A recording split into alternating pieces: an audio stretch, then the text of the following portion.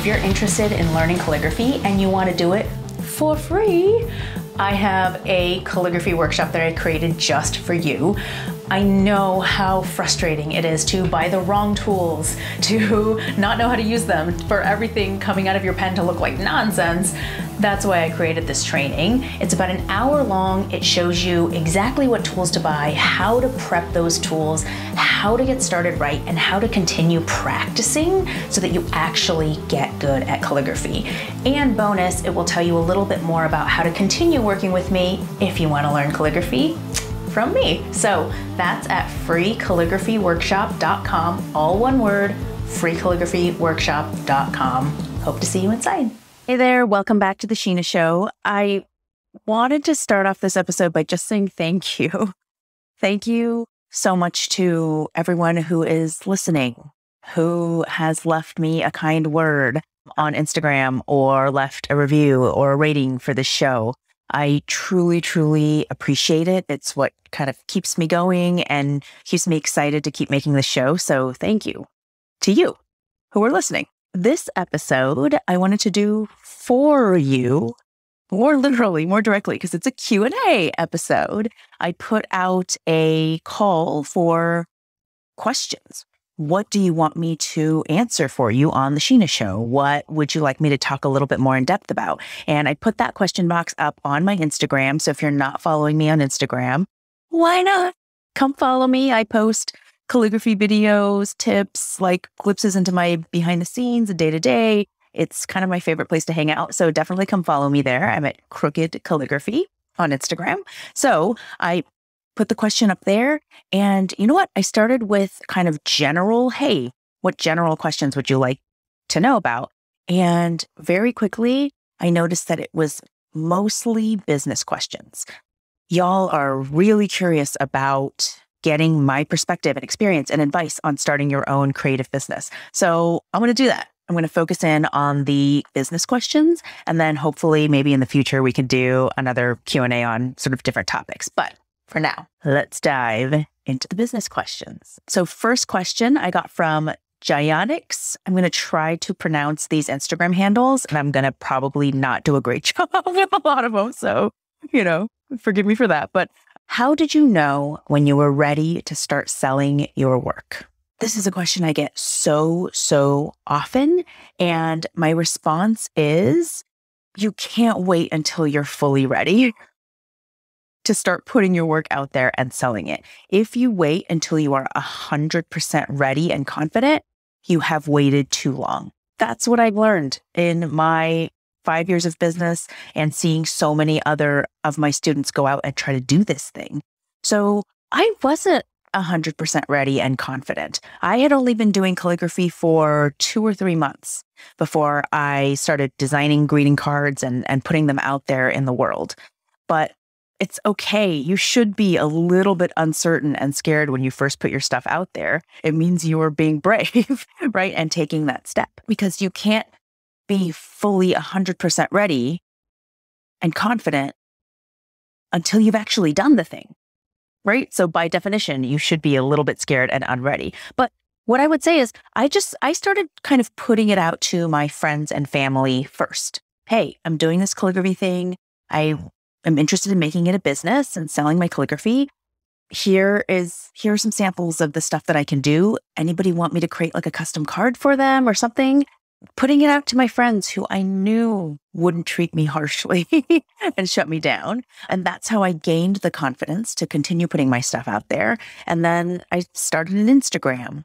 And guess what?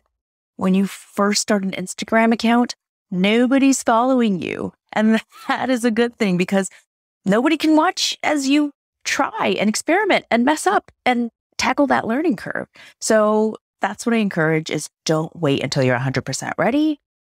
Start putting yourself out there to friendly people first, maybe on Instagram where not that many people are watching, and you just build from there. Okay, let's go to the next question. This is from Letterer Artie Zoo. How can I grow my business on Instagram? Okay, that is a huge question. And there are so many courses out there, teachers teaching this exact topic. So I can't possibly give you everything, but I can give you sort of what I have learned and what I have garnered from my experience, because let me tell you, Instagram was the number one thing that helped me grow my business. I posted on there consistently. I thought about making quality content, and I know you might hear that all the time and be like, oh, what does that even mean, quality content? If I knew how to make quality content, then I'd be doing it, right? But it means just going one step farther and remembering what people are coming to Instagram for. People are coming to Instagram to be entertained or educated or inspired. They're coming to feel something. So I have heard people say that Instagram is actually, forget about it being a photo sharing app or a video app or a TikTok wannabe app or whatever. Instagram is a storytelling app. So quality content is content that tells a bit of a story and evokes a feeling in the people who are watching. So making quality content is about taking that photo that you were going to take and then looking at it and going one step farther and thinking, okay, how can I make this really a little bit more special, stand out a little bit more? And that might be as simple as, instead of just taking a photo of your finished calligraphy piece, put your hand in there with your pen that is dipped in ink. So it starts to tell the story of, oh, this isn't just a static calligraphy piece.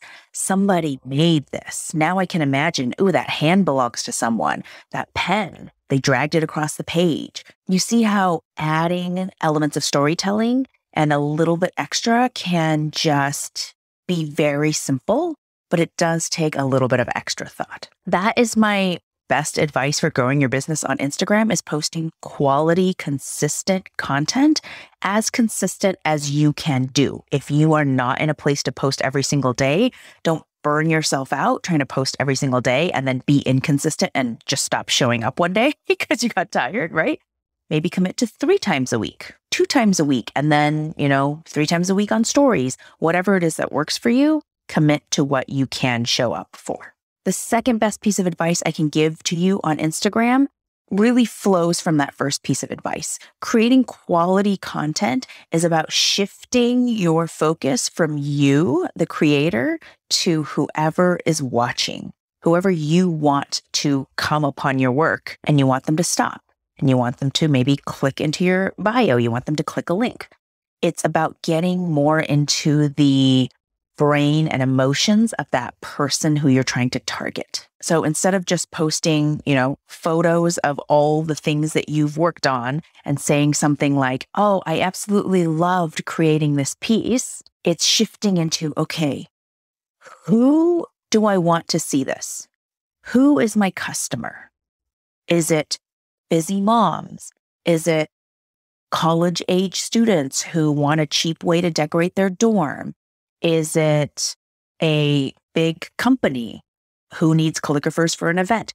Who is your customer? And then creating content at an angle to speak to them. Instead of just posting, hey, here's something I created. Here's something I created. Here's something I created. Here's something I created. And then having in the caption, oh, DM me if you're interested. Or, oh, I really had fun creating this piece. Maybe think about putting that piece on a wall, say that might look like a college dorm, and photographing it and saying, hey, looking for unique but affordable art for your wall? I created this. Let me know if you're interested. Or what would you be interested in seeing? Or what makes a piece special to you to hang on your wall? So that's just, I'm thinking of this on the fly, but it's an example of how to shift more into your customer's shoes rather than you. Because let's be honest, people are selfish, including you, including your customers, everyone. Everyone's a little bit selfish and they want to know what's in it for them. So do that.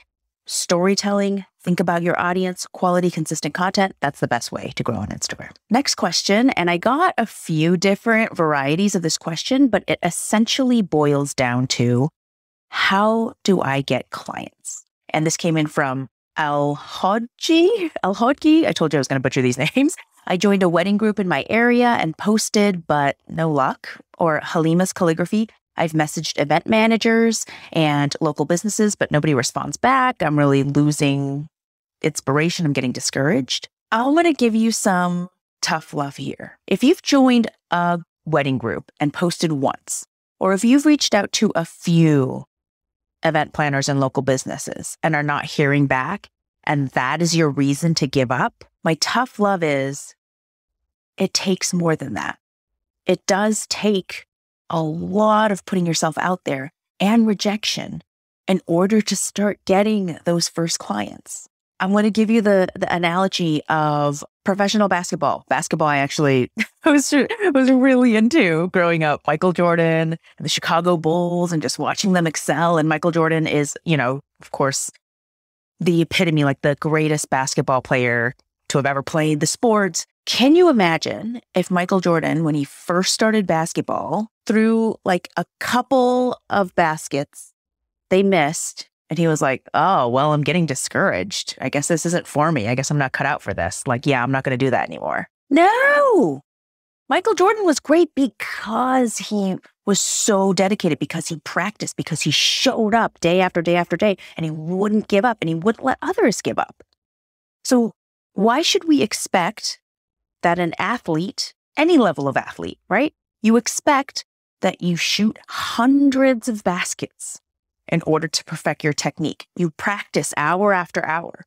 If someone came up to you and was like, yeah, I wanted to be a basketball player, but I shot a few baskets and they didn't go in. So not for me, I'm going to give up. You'd be like, yeah, no, you didn't really try. So why do we expect that success for us as creatives and creative business owners? As creatives, right? A lot of us, I've heard from so many people, oh, I tried calligraphy, and it was really hard, so I gave up. Or when it comes to creative business, oh yeah, I reached out to a few people and I didn't hear back. So obviously this isn't for me. You got to just continue doing it and refining your pitch when you reach out, making it about them, giving value to the people that you're reaching out to, continuing to tap, again, your network. So you have some sort of connection to those people, putting yourself in their shoes. If you reach out to a local business randomly and you say something like, hi, I'm a local calligrapher. I'd love to work with you. Message me back. Imagine that you're that local business owner and you are busy as fuck running your own business and people are approaching you all the time. Why would you respond to that message? Maybe it takes something a little extra, doing a special calligraphy piece of their store name or a sign, redoing a sign that they had in their window, or making little product labels for them and saying, hey, I took the liberty of whipping up a few pieces just to show you what I can do. If you, like this and feel like it would brighten up your store, please, feel free to reach out to me. Here I am. Do you see how that makes it a little bit extra special? No one is entitled to success in anything, including creative business. You got to work for it.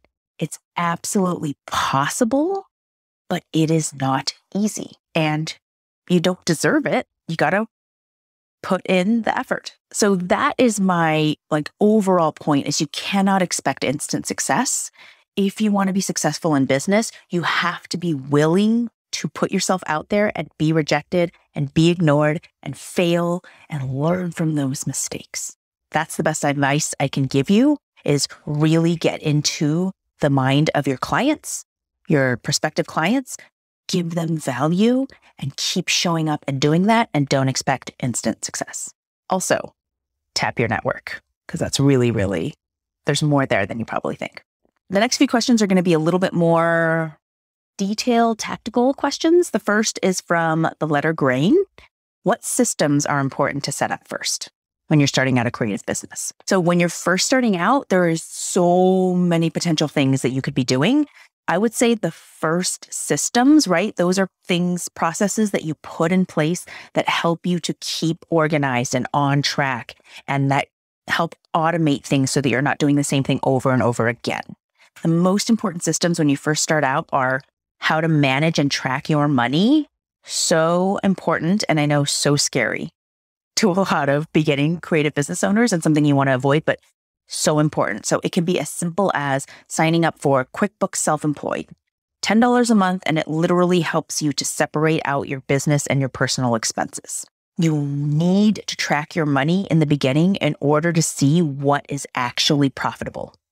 Because if you're going to put all of your energy into making this product over here, and you're not realizing that it's actually bringing you maybe $1 for every hour that you work, that's probably not the best way to use your time, right? So a system for tracking your expenses and your profits and your money in general. And number 2 is to start creating templates for communication. As a beginning business owner, there's a lot of back and forth. You reaching out to prospective clients, you responding to people asking you about your work, you sending out pricing quotes. The best thing you can do is start to create template responses and emails for all of that stuff. So when you reach out to prospective clients, you pull up that same template and you just tweak it a little bit and you send it out and you don't have to reinvent the wheel every single time. Okay. So money and communications, those are the 2 systems I would recommend you focusing on.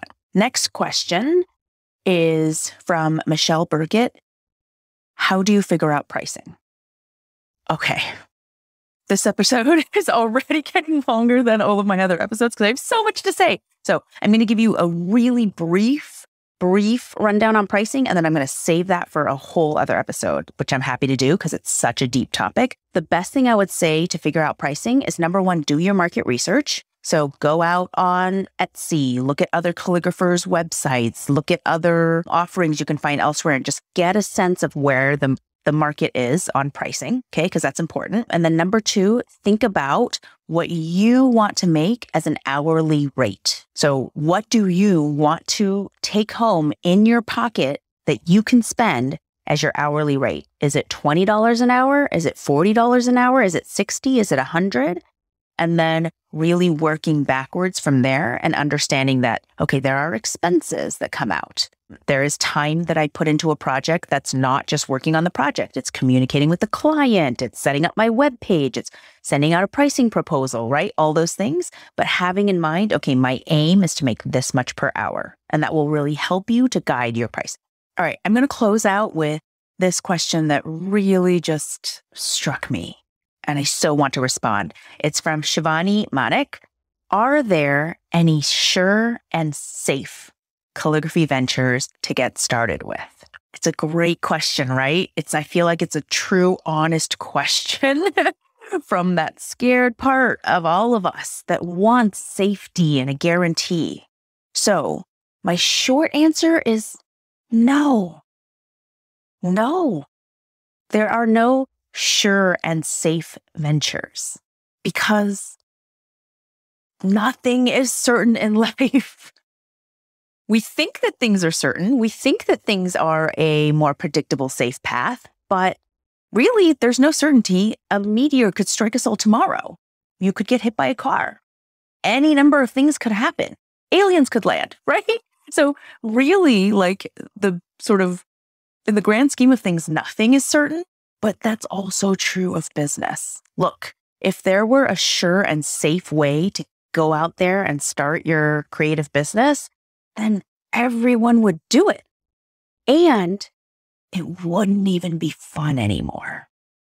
Because part of the fun of going out there and starting a creative business is the challenge of it, is the thought, ooh, this is something brave that I'm doing. This is something that not everyone does. This is not something that everyone can do. I'm going to try this. I'm going to put myself out there. That's what makes it exciting. And that's what makes it rewarding when you actually succeed. If you were guaranteed success, then success would mean nothing. If success were guaranteed, then that means that you had nothing to do with it. That means that every Joe Schmo could go out there and follow those exact steps and do that safe and sure calligraphy thing, and they would succeed. And then where would be the reward? Where would that be rich and fulfilling and beautiful and an accomplishment and something to feel good about? It wouldn't, right? That is my overall philosophical answer is there is nothing safe and sure and certain. And we go out and do it anyway. And that's what makes it rewarding. But to give you a little bit more of a tactical, like real life answer, down to earth answer, there are some things that you can start with that are less risky for sure. For example, doing calligraphy envelopes and place cards for events or weddings. that is something that has been done so many times before by other calligraphers. And that shows you that there is a demand for it. People are always getting married and having events and wanting to make their events special, right? You probably have friends who are having events or who might be getting married, or friends of friends or friends of coworkers, right? Again, tapping that network. That's the kind of thing that maybe there is less risk. The other thing that makes that a little bit less risky is that there's not too much overhead cost for doing envelopes and place cards. You maybe buy some calligraphy supplies and some inks. They're fairly affordable. Sometimes the bride even provides the envelopes or the paper for the place cards, or even if you buy those, again, they're fairly affordable. So that's the kind of thing that you can go out with and kind of calculate and keep track of your money and decide, okay, this is less risky. I'm going to start with this and see where it goes. Versus jumping right into printing 1,000 planners that you want to sell without knowing if they're going to sell. That's way more risky and involves a lot more financial risk, right? Because you might not sell them. So you can think of things, of ventures as less risky, more risky, and where do you want your risk level to be? The bottom line is there is nothing that will guarantee you success. That's true of everything in life. And that's why you work for it and you keep showing up. And you make adjustments, and you'll learn how to deal with the difficult emotions of rejection and discouragement. And you keep going anyway because you feel like you're worth it. I'm going to wrap up this business Q&A there. There are so many questions, great questions that people submitted that I couldn't get to. Maybe I will do a part 2 if people are interested in that. If this was valuable to you, please hop on over to Instagram and get in my DMs and let me know. I see all my DMs. I thank everyone who submitted questions. I applaud everyone who is interested in starting a calligraphy business or a creative business, who is looking into it and asking questions and thinking, oh my God, can I do it? Because that's such an exciting step to take. And that's really the first, such an important step in order to actually doing it. It's not easy. Not going to lie to you. It is hard to start a creative business. And yet it is so doable and it is so fulfilling. And it can teach you so, so much about business and the world and yourself and what you're capable of. So if that is calling out to you, I really, really encourage you to take all this advice and stop thinking about it so much and just start taking the actions. That's the only way that you can actually move towards your goal. Stay on that crooked creative path. I will see you all next time.